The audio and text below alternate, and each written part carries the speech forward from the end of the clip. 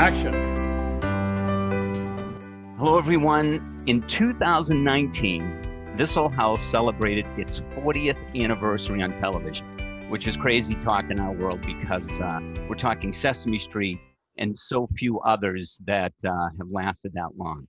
And my special guest today is the creator of This Old House and many other shows. He's the executive producer, director, and so many other things beyond in the creation of the show. So, Russ, thanks for great to see you, pal. Thanks for taking the time. Hey, otherwise I'd be out weeding my garden, Dino. So this is a hot day, and we're delighted to be inside in the office talking to an old friend. Excellent. Thank you, pal. A question for you as I was putting some questions and thoughts together for today. When we look at the television landscape now, there are so many shows on whatever topic you want. There are tons of them. When you first went to GBH, there was nothing to compare This Old House to. So how did you pitch them? And what was kind of their initial reaction when you said, hey, I want to do this innovative show? Well, the actual history is that one of the first things I was ever given to do, assigned to do at GBH, was to try to teach French to fourth graders way back in the late 50s in the previous century. And so that's where I started working on what I guess they like to call how-to. And after several seasons of parlant français, by the way, I did not speak any French and don't to this day or read it, but that didn't seem to stop them. I was then assigned to a cooking show, a show that featured a woman who had written a book about French cooking that they thought might make a good television program. And they were used to how-to cooking shows on television. There were several. And so they imagined that we could do a cooking show, and did so with Julia Child. Excellent. So then many years after that, this is in the early 60s, I started with her. And then by the time I had been there almost 20 years, in 1975, we were given the opportunity they actually asked me, what would you like to do? Wow. Since they had been calling the shots prior to that, what would you like to do? And I said, well, my hobby is gardening. And so I've got this idea for a gardening program, but it's going to break all the rules. We're not going to do it in the studio that you spend all this money on. No, we're going to do it in the parking lot outside of WGBH. They said, our parking lot? How are you going to do that? I said, well, if you measure it, it's only about 200 feet from the nearest control room inside the building to the parking lot. And so we could get a camera with the cable from the control room out to the parking lot. That's one camera. We need two cameras because we were not going to edit this. We were going to show it live. And we have this second camera, which we could use. At the time, we were working with an experimental camera. Terrible engineering prototype that, like so many things in television, to this day, as we've seen even this morning, getting this lash up going. It was more prototype than anything else, but it did produce a picture that could be matched to a studio camera. So we ended up with two cameras in the parking lot working on a program that I called Crockett's Victory Garden. Sure. That's Classic. what we cut our teeth on. We learned how to work outside live with 2 cameras, no editing, and confronting airplanes going overhead and the sounds from the soccer field beyond. And Western Ave is no side road. I mean, that's a busy street too. That's a busy street, and but the show was an immediate success. I think due in no small part to the fact that people weren't used to seeing cameras outside. Mm-hmm. Maybe film cameras, which is a different package altogether. But video outside, aside from athletic contests, was unheard of. But we were working with the inside control room and 2 cameras. We made television programs, a lot of them, with Jim Crockett as the host, and we had our own backyard garden. It was thriving. People loved it. In particular, the police, the Boston police loved the show, and the Stadies loved it. Mm. They would come over during their breaks and see what was growing, and they kind of liked the idea. And they even tolerated our little jokes. We once got a bunch of seeds in from Colorado, and it was addressed to Jim and Jim Crockett, and we planted them, and up came 60 of the most beautiful marijuana plants you've ever seen. And I missed that episode, Russ. You missed that one. I don't know how, but I missed that episode. And so we put the plants around in flower pots, and actually it's quite an attractive foliage plant. Mm-hmm. Sure. And it grew beautifully in the Victory Garden. And the police would come in and look them over and had no idea what they were looking at. Stop. And we didn't tell them. And Crockett was a little upset. Jim Crockett was a very religious man and a very decent human being. And he said, "Are those what I think they are?" And we said, "Yeah, some viewer sent us the seeds." Wasn't that nice of them? We really like them. And we have been told, we didn't know it at the time, but we've been told that they're marijuana. Yeah, they sure are. And he told us a story about how he, during his time in the Navy, during Pearl Harbor days, was actually in charge of a Navy program to grow hemp, which is the hemp that they use to make rope out of. And so he knew all about marijuana. And he said, "I'd like you to get rid of them." We had no trouble getting rid of the plants, and I won't tell you where they ended up, but that was our experience with remote television out in the backyard of WGBH. So at what point did you move then to Lexington to that location? How many years were you in the parking lot at GBH? We were there for a good 10 years, maybe longer. And then after management noticed that the program was a big success, and from Mike Dukakis, who was governor at the time, right on down to the local police and a lot of mail, and it was immediately picked up by PBS National, and we had no trouble getting funding in those days. So it was a solid success. And the book that we wrote about those early days ended up on the New York Times bestseller list. Wow. So that got everybody's attention. Oh, yeah.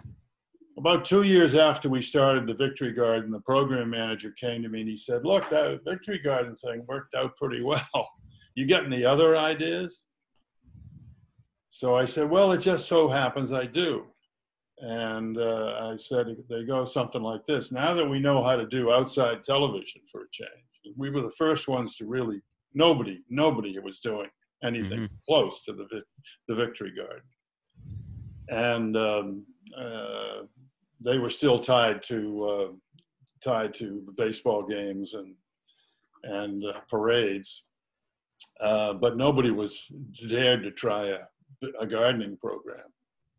And we were very experienced in no time at all in doing them.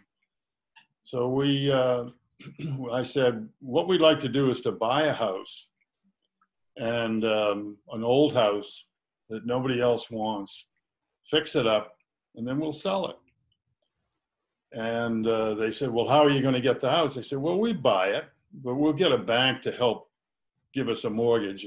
Don't worry, we won't use any of your money. We'll use your credit, and we'll get a mortgage if necessary, and we'll buy the house and so forth. And they said, well, that's quite an ambitious idea. Do you have any experience doing that? And I said, yeah, my own house. I said, that's pretty much what I did with my own house. My wife and I bought an old house in a nearby town, and we slowly fixed it up, and then it became a curiosity, and people said, why is a television producer hammering nails and cutting boards and tearing down plaster and putting up drywall and putting in windows and so forth? I said, well, I love to do it, and I'd like to feel that I'm contributing something to the family, and I sure can't afford it on the money that you pay me. So I went ahead and had some good luck with the house, and we had some good luck with the house in that we were living in at the time, an old Carpenter Gothic sort of Victorian house out in the suburbs. So they said, well, okay, at WGBH, they said, okay, that sounds like it might work. And let us know how it turns out, which I'm sort of saying with some irony, because that's the real secret of the success. They really let me do the gardening show without any preconceived notions or program meetings or anything. And it's unheard of. And with this old house, they pretty much did the same thing. They gave me a few $1,000s to get the thing rolling, and everything else was donated. We got a mortgage. We got money from a bank. We got donated materials. And we ended up with a house that we could sell and retire any costs that we had. We did have some television costs that we had to bear, but the station was willing to put that in, and we got an enormous audience right off the bat. Something Sorry about the long-winded answer, but that's the history, the short history. No, I love it, and it's all of those things still exist today. I mean, you're getting donations, you still have a huge audience. It's still as popular today. Can you explain, when you look back now, can you explain like the what's the key ingredient for its popularity? Well, I think it's a basic and fundamental need, and there are only a few of them. You have shelter. You have the need for shelter, which is fundamental. Mm-hmm. You got to find it somewhere. And a lot of people are trapped into trying to figure it out, and they pay a lot of money in rent, or they have to pay a lot of money to get what they want, and they have no knowledge of what's involved in creating their masterpiece. So it takes time and money, and people are very, very much interested in how it's done, what things cost, and what things work and what things don't, and sort of what things are called. I came from a family that had a long line of carpenters and woodworkers and so forth, and my brother and I were told what things were and asked to get them.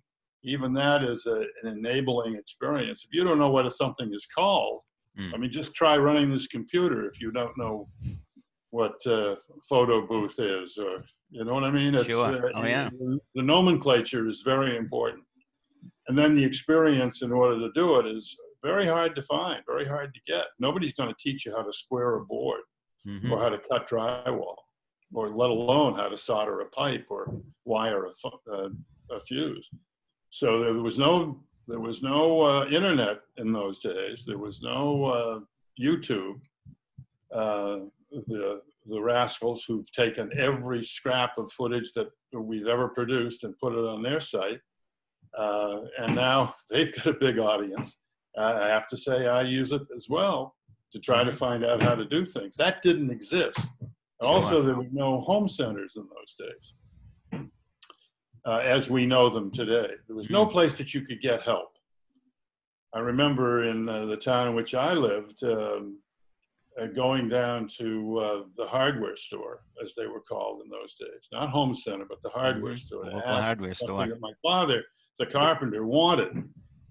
And I said to, I remember going up to the salesman. I probably was a kid at the time of, 12 or 13 years old or something.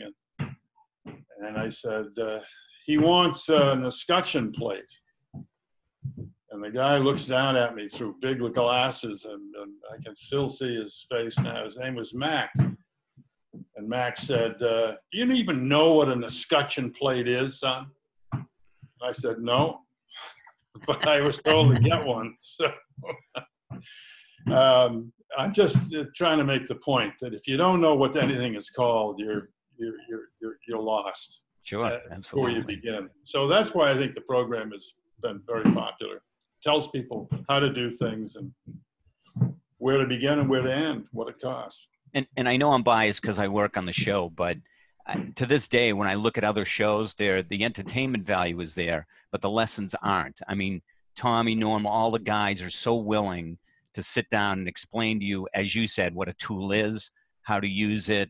That's where you really learn the lessons, and they stop and take the time to do that. So right. I don't watch every single show out there, but some of them I see are, again, they've got the entertainment out there. But as far as learning any lessons at the end of the show, I'm kind of like, it was nice, it was pretty, but I didn't learn anything. Yeah, some of the programs have difficulty understanding where the camera should be pointed. And that's what bothers me as a television director. We're very concerned with where the camera gets pointed, as you know, Dina. And you've never heard me be shy about pointing the camera at the thing that the guy is doing. Not his face. I don't need to see his face.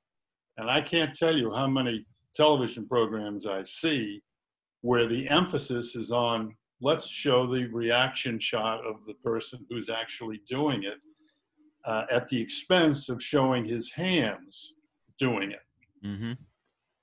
So you need to have that going for you, and it's very difficult to choreograph it sometimes. And I think we've mastered that, or at least I felt we made a pretty good stab at it. Know where the camera is and what it needs to see in order to communicate.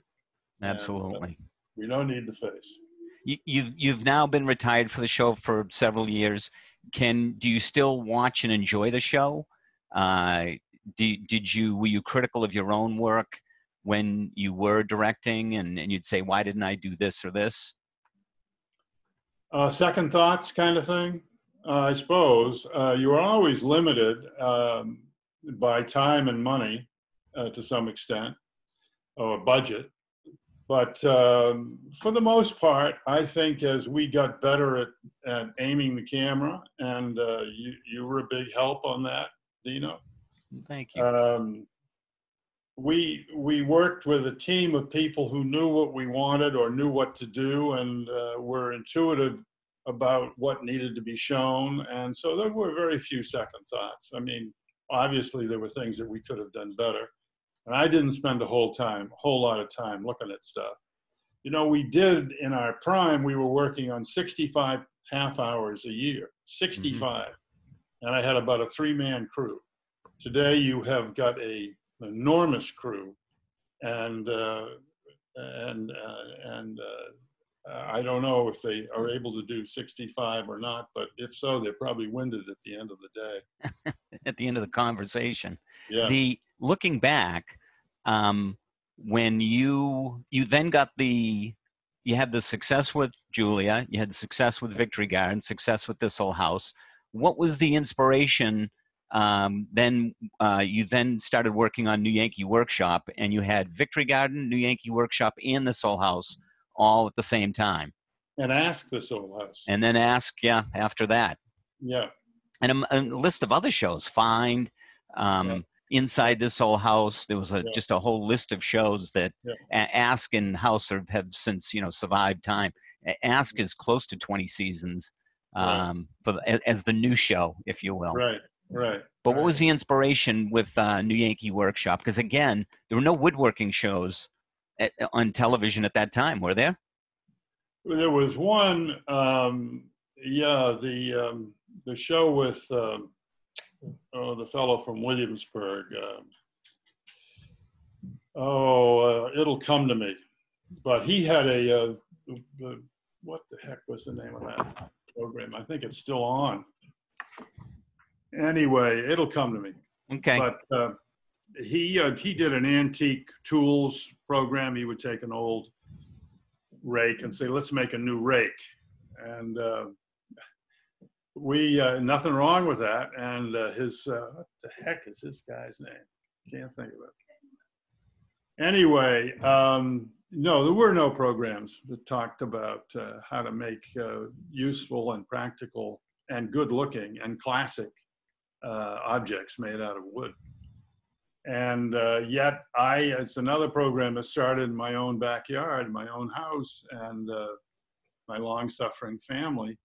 I said, we don't need to buy no stinking bureau, we'll make one. And I mean, my father was a great carpenter, but he was not a furniture maker. And so I started in with my limited experience and knowledge and tools, built up a small workshop and so forth, and built some things. And again, people would say, geez, that's terrific. I wonder if I could build something like that. I said, I bet you could. But until Norm came along, the great Norm Abram, with his great vast skills that are underappreciated even today. I mean, not only is he a legendary carpenter for a lot of reasons, but he's a great carpenter. And that's what allows him to do what he does. And I knew that.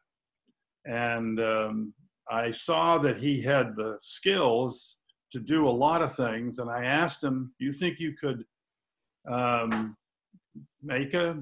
I knew he could, but I asked him, do you think you could build some furniture along the lines of the stuff that I've made, like a hutch for a dining room or a bureau or something like that? And we had done a few things on This Old House, like we would build screens and build kitchen cabinets and for a kitchen.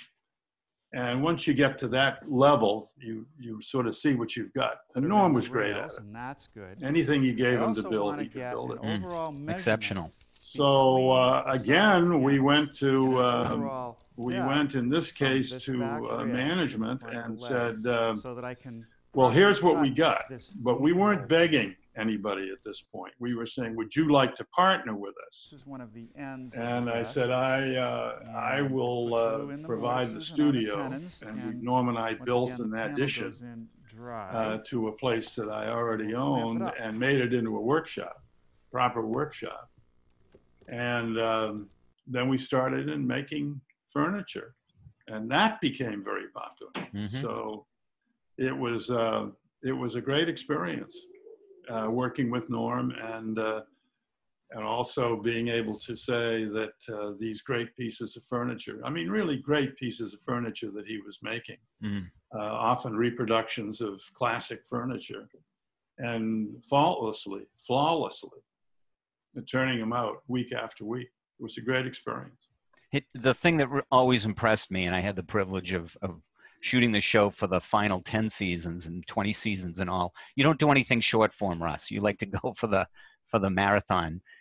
Was Norm's, the amount of just patience that he had, and he would research long before he got to the shop about, you guys would talk species, what you're going to use here, what tools you're going to use here. So it was very well thought out long before he picked up any tool. But then once he did, the patience. That's his genius. You know, he can imagine something in the abstract Astronaut's going to show me the tools without that they're using to build without space committing it to wood get all this stuff up into space. and what he imagines he can build. Now, very few people, it's been my experience, including myself, have that ability. I have to build it, make the mistakes, tear it down, build it again, try it 2 or 3 times, and then maybe it'll turn out, and maybe it won't. But Norm is self-taught for the most part, but he understands, he reads. You know something, a new tool will arrive, as an example, a new tool will arrive, and my experience would be to rip it open, rip the box open, throw it away, discard the instructions, and start working with the tool and making mistakes. Plug it in, let's go. Plug it in, let's go. Norm, while I'm doing that, would be rescuing the book of instructions and reading it cover to cover, word by word, and would fully understand what is meant in the instructions. I mean, you don't have to be a rocket scientist. You just have to read and understand what you're reading. And he's very good at it. He can understand in the abstract how something's going to turn out. And that's a great gift. That is a gift. Not many people have it. Okay, Norm, let's start with your tool belt. This is great. I'm with astronaut John Harrington, and he's showing me some of the tools they use in space. So this is the tool belt, kind of high and heavy. Well, it doesn't weigh anything in space, and it has to be high so that you can see your tools. Too low, you can't. Absolutely, absolutely. Speaking of reading, I know that you have always been a big reader, a big lover of books, and was that something that kind of fed, because what people don't know unless they worked on the show was how involved you were with the scripts, the flow, the storytelling of each scene and each step. Was your reading part of just a passion you have, or is that something that also fed into the show and storylines and other direction? Well, I guess I would accept that as an explanation that the more you know about a subject, the richer the story will become that you tell. So you had better avail yourself of the available information before you start telling the story, or else what you're telling is only a partial, incomplete narrative. So yeah, I'll take the time, and I enjoy it. I enjoy history, reading about history, and I enjoy trying to figure out how things that preceded what I'm doing fed into my curiosity. And once I understand it, I can say it back. But that's the other sort of habit that I'm into, which is I was able to listen carefully to what somebody told me, so I could say it back to him. And then if I got it right, I felt we could tell that story. And a lot of people get confused when that sequence goes on. They don't listen carefully enough, or they can't pick up the inconsistencies. And that's what drives me crazy, when somebody is allowed to carry on television with an explanation, and you know that they don't know what they're talking about because they've left out something, and they won't explain it in terms that you can take with you. That's a big problem for me.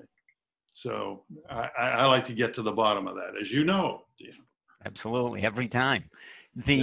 What other types of shows do you enjoy watching? And is there any show that you say, "Oh, I wish I could do that. I'd work on that show"? Well, one of the programs that I never fully got off the ground that I wanted to was a program on travel. And we had a few pilot efforts that we tried, and in every show that I ever did, we always tried to tell people where we were and why we were there and what the historical significance might be.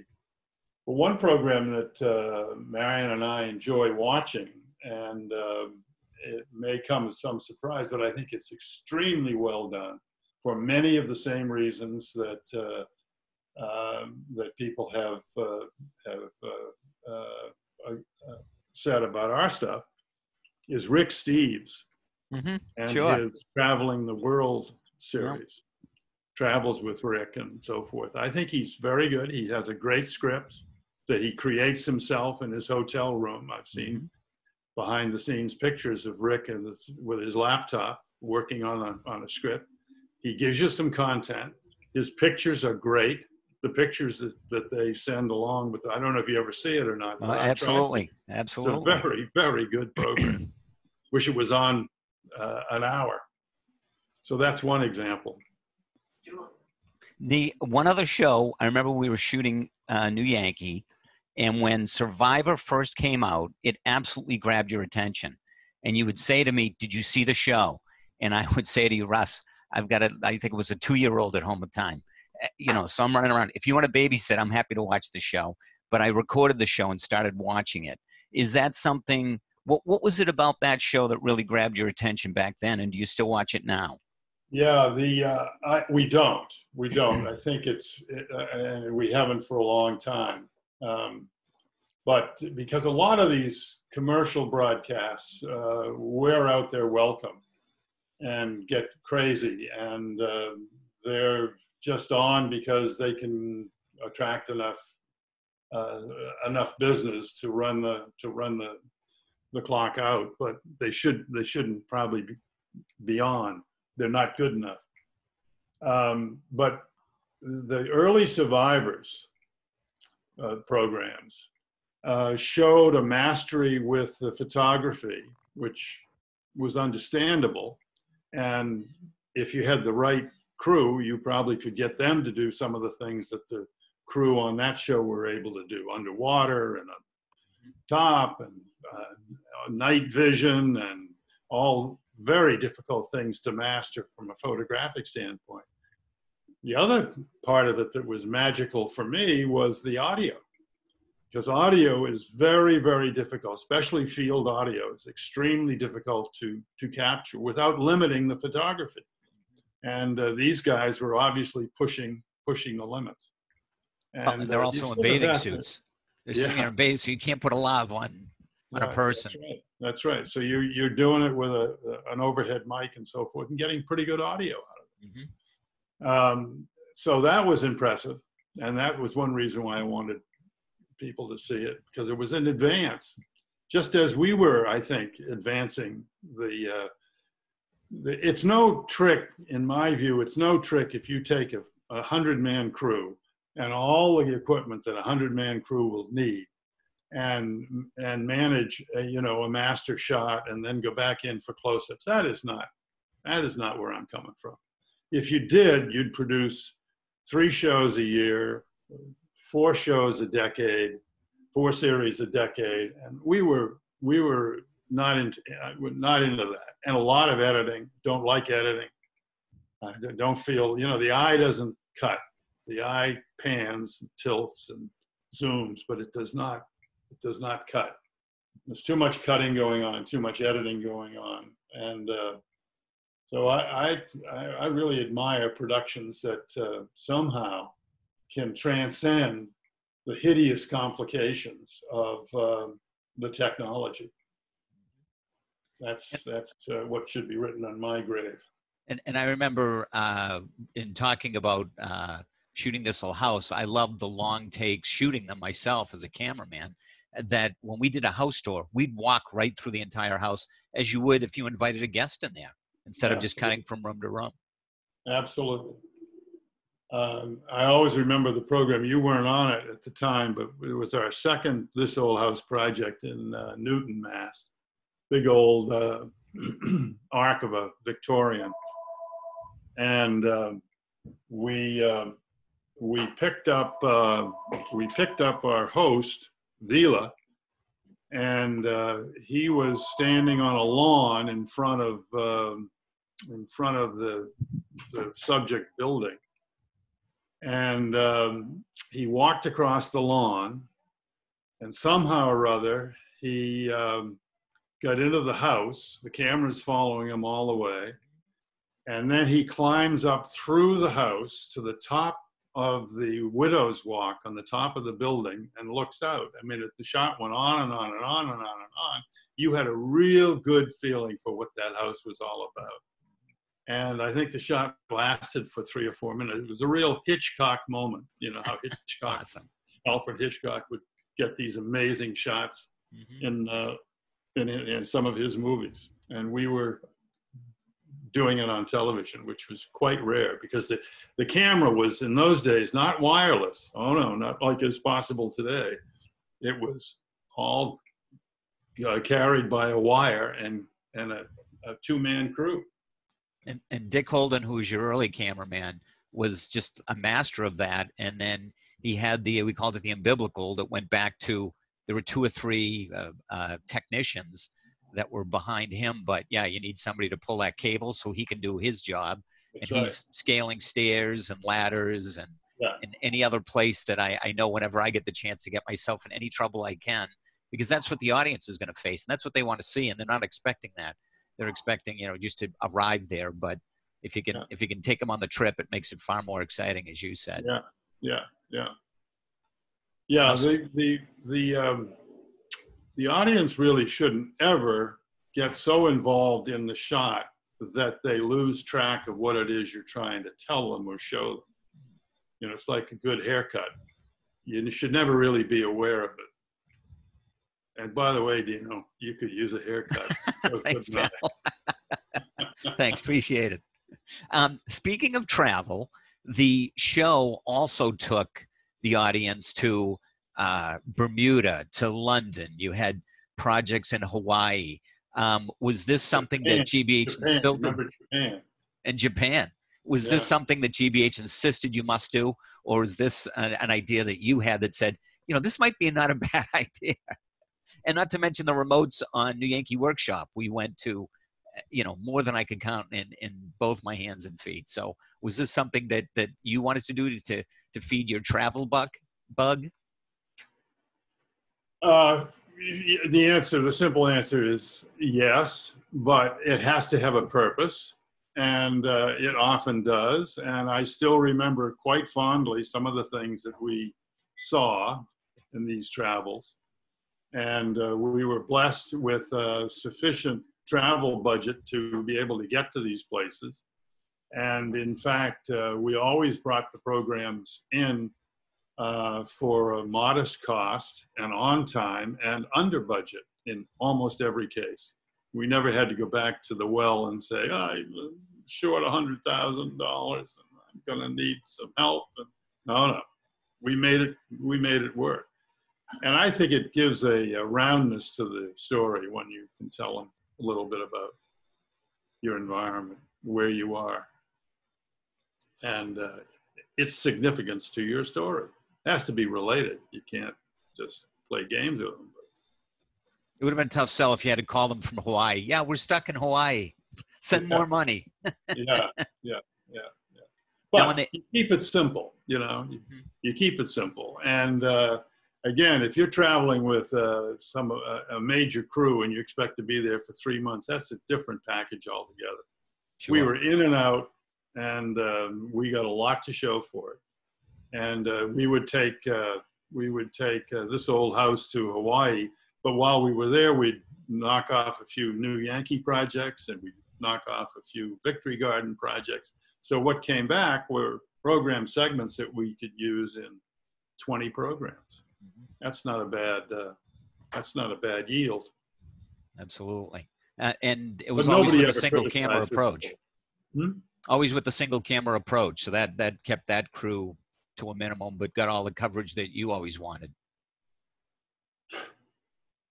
Yeah, I mean, you and I have been present with eyebrows raised and eyes rolling when 2 cameras are 1 camera too many for a simple interview. And I would never permit that, never.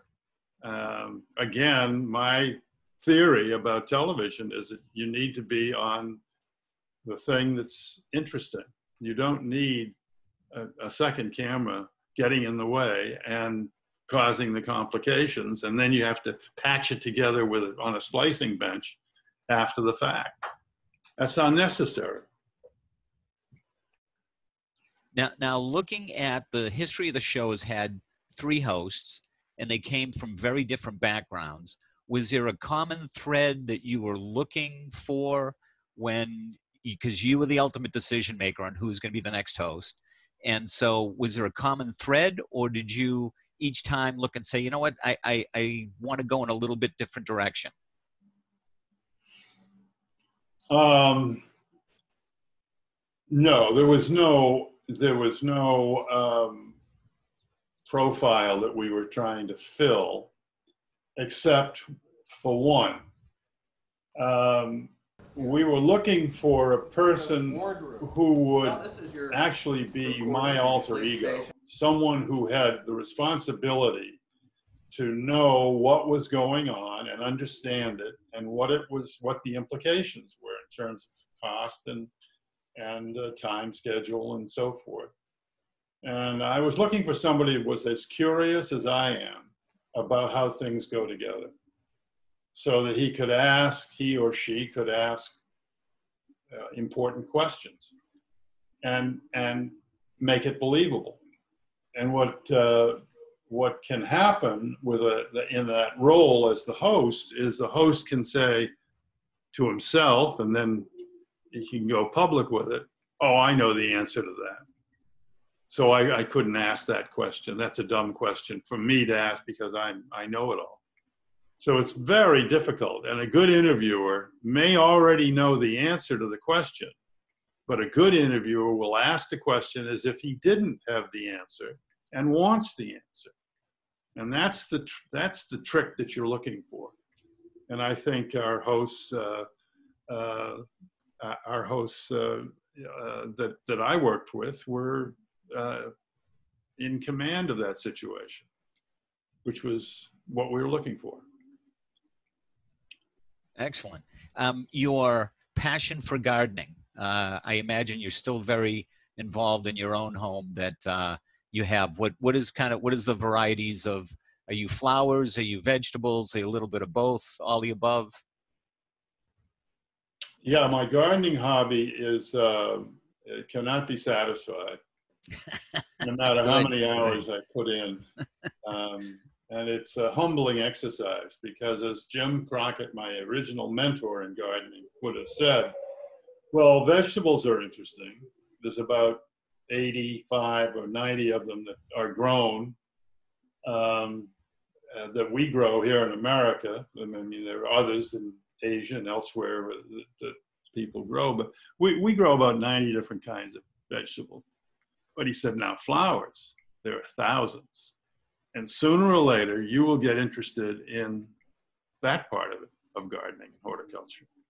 Because that's really where the complexity and the interest and the true expanse of gardening knowledge, interest, and study should be focused, or is focused.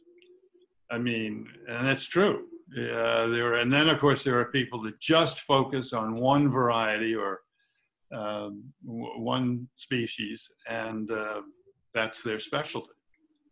And so I don't have any particular favorites.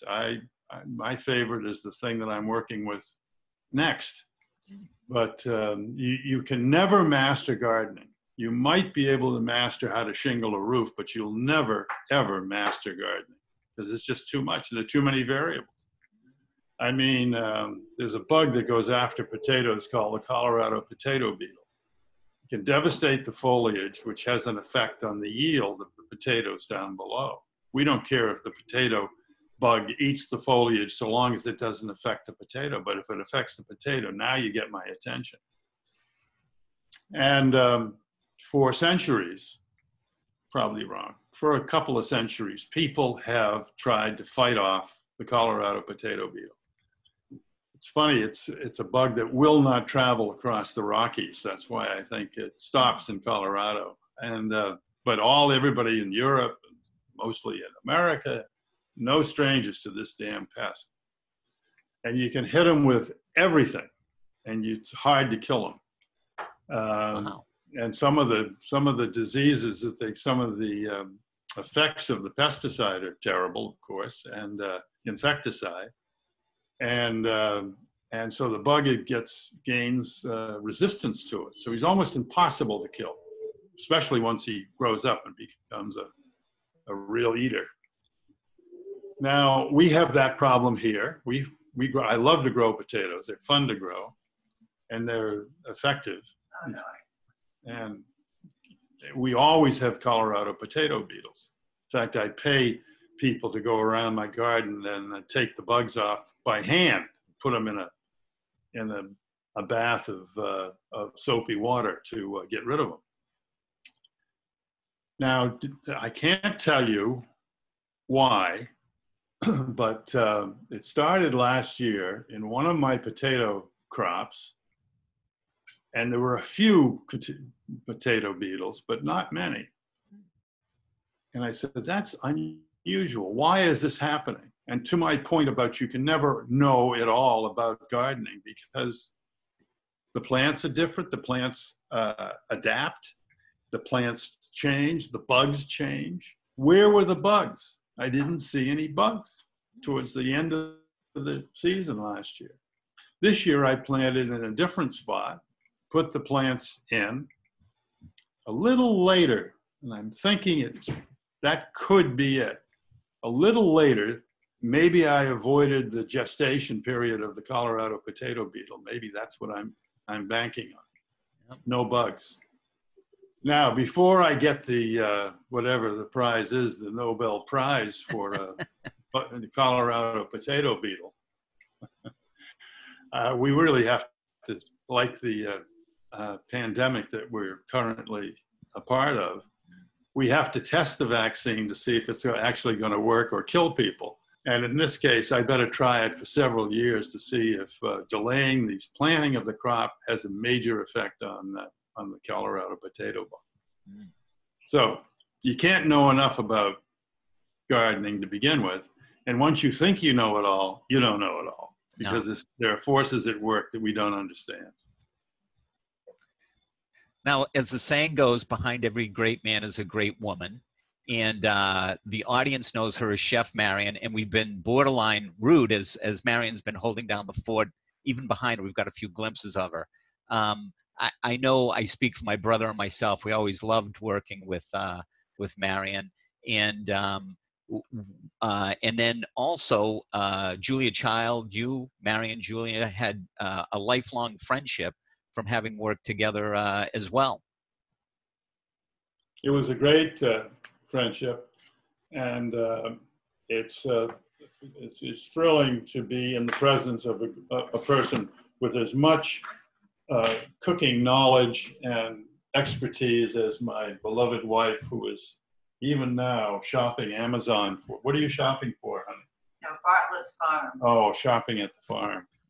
She's going to the farm. We have a large vegetable garden. She's shopping for vegetables somewhere. No, I'm not. No, she's not. She's looking them up.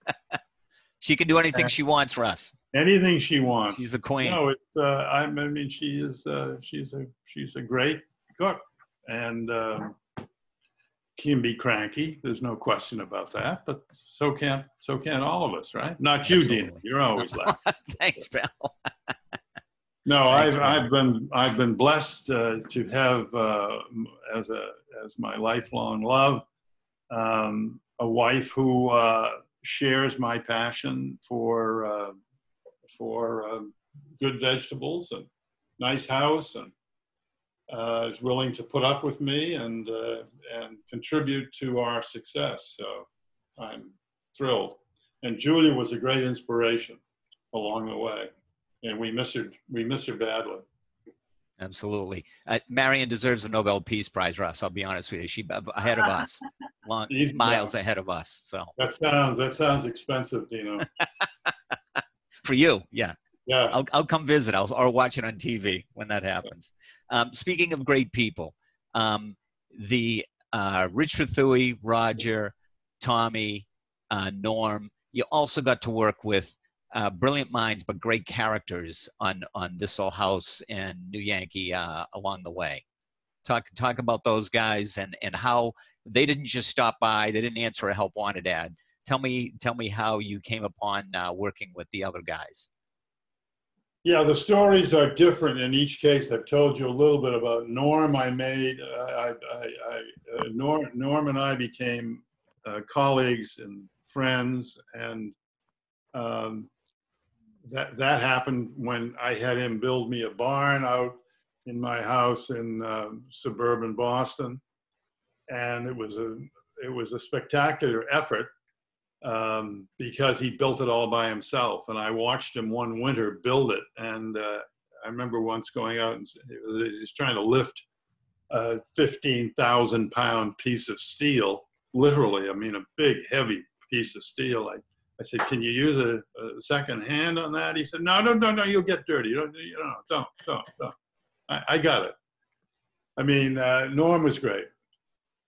Richard is the son of a founder of the Trethewey brothers, and comes along as a wisecracking know-it-all in plumbing and heating. But it was his father who was a reticent, very shy man who couldn't wait to get off the show and get Richard to do the heavy lifting. And Richard has proved to be very durable and a good friend, and he came as a result of the Trethewey brother connection. Have you ever seen anyone more excited about a cutaway of a toilet than Richard? I mean, the guy he loves his cutaways. He loves it. He loves to get his nose into places that you and I would have no part of, Dino. And any plumber that's willing to do that is the guy you want to work. But he's also got a good mind and a good spirit, and he's fun to work with. And he knows a lot. Mm-hmm. And as long as you're there to keep him on the straight and narrow, he's your man. Roger, our great landscape and garden constructor, came to us by way of this old house, and he was a machine operator for the original firm who worked on some of our earlier projects, and has done a lot to advance his profession in that he formed a company, a small landscaping company. And the treasure that Roger is that he brings not only himself, which is a can-do attitude, nothing will faze him, but he also brings his talented crew, and is willing to round off the edges and sweeten things up at a time when we're running out of budget. It's the end of the project, and we need the thing tomorrow. And Roger's always there to make sure that it happens, and has done well. So he's a great addition to the cast of characters. And then, of course, Tommy Silver. And Tommy and his brother Dickie worked with us actually was a next door neighbor to my family in the town in which we had our first house. And they were indispensable neighbors because they had all the tools and the know-how, and they had I think there were 4 brothers, and there was always some Silver brother who'd come over and help you lift a stone out of a pit or some nasty job that nobody else could figure out. So we knew Tommy very well, and Dickie Silva, and I had even had them do the original wooden garden beds used for the Victory Garden on that parking lot that I spoke of earlier. So they're old friends, and they came in. So everybody's got a little bit of a story. It's we didn't go to central casting. There's no place where you could give me a carpenter or an electrician and a drywaller, and people come along and get attached to you, like the new painting contractor, Mauro Henrique, who's a fantastic guy. And he came to us through my daughter, who has an old house, and had Mauro paint her house, and was so impressed. She said, "You've got to meet him." And I had him do some work for me. I said, "The guy is great." And he can explain things. And so, hey, who knows? Absolutely. And the new generation is Richard's son. Both his sons, we've seen them both on the show, and so it's good that they're carrying on the tradition of the whole show. When you look back at projects, I'm never going to ask you or Norm or any of the guys what your favorite project was, but what are some of the highlights that you look back and feel like we really got it right?